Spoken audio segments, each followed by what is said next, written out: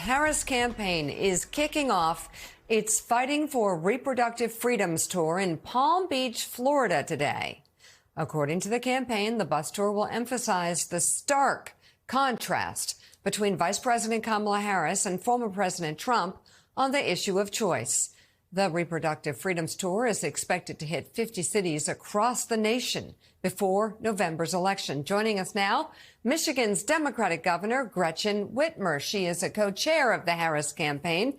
She's also author of the New York Times best-selling memoir entitled True Gretch. And it's great to have you back on the show. Let's start with this tour on reproductive freedoms. I would call it just health care for women, abortion health care.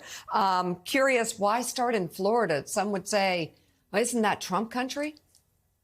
Well, it's kind of the epicenter of Trump's flip-flops, right? And I think bringing the message to the people, talking with women and healthcare providers and our families, that's how we had such a historic outcome in our 22 election here in Michigan. But it's important even for Michiganders and New Yorkers and Floridians to know what's at stake if we have a second Trump presidency. And Project 2025, they're proposing monitoring women's pregnancies. I mean, this is draconian, scary moment. And we know you can't trust Donald Trump when it comes to women's fundamental rights to make our own decisions and access health care. And so kicking it off in Florida, I think, made a lot of sense, but I'm confident we're all going to get the benefit of being a part of this conversation here in Michigan as well.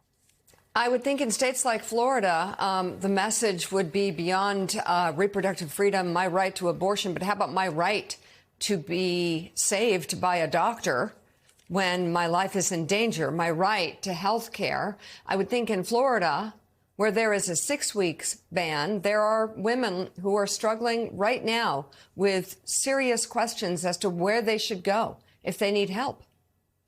There's no question. We know that over a third of American women have no ability to access abortion health care until they're literally dying.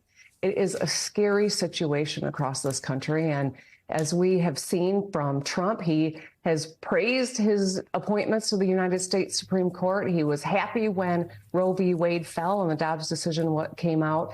And now he's trying to pretend that he wants longer than 6 weeks, even though he's flip-flopped even on that. So you cannot trust Donald Trump when it comes to women's health, access to health care. And that's just one of many issues you can't trust Donald Trump on. But this one, we know for American women and our families and the healthcare community is very important to us all. And Governor, we know that there is polling suggesting that amongst women, at least, abortion rights have crept up even to the number one issue that they are concerned about. But overall, the polls are consistent. The number one issue for all people in America is still the economy, inflation, and the cost of goods. Do you think the Harris campaign is, as far as you can see in Michigan, is doing enough to address that issue and then the issue of immigration? I appreciate the question, Katie, and I would submit that abortion is about the economy too, right? The most important, profound decision a person or family or woman will make is whether and when to bear a child. So this is about our personal economy. This is about our collective economy. How can women get in the workforce if they can't even make their own decisions about whether and when to bear a child or access the health care that they need? And so I would submit, when you look at Donald Trump, who wants to rip these rights away, and you look at Kamala Harris, who wants to give women greater access, when you look at Kamala Harris's platform to get more money in the pockets of Americans versus Donald Trump, who wants to just throw tariffs that will get passed on to people and will cripple the American consumer, we know that this is a stark choice, whether it's on the economy as many people define it, or is about the personal economy. Kamala Harris is the one who's going to empower people and help more Americans keep money in their pocket versus what Donald Trump's going to do, whatever's in Donald Trump's best interest at the time, which is why you can't trust this guy.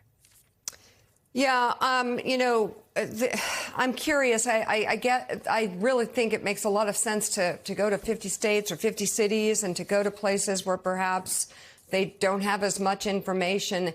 And that problem is in the media as well, Governor. I mean, there are right-wing networks that people watch all day long, where they're breathing in and hearing a constant stream of ugly things about Joe Biden or ugly things about Kamala Harris, really lately even pushing over into the misogynistic and disgusting. And so my question is, are you welcome on Fox News? And if you are, would you go there to bring the message?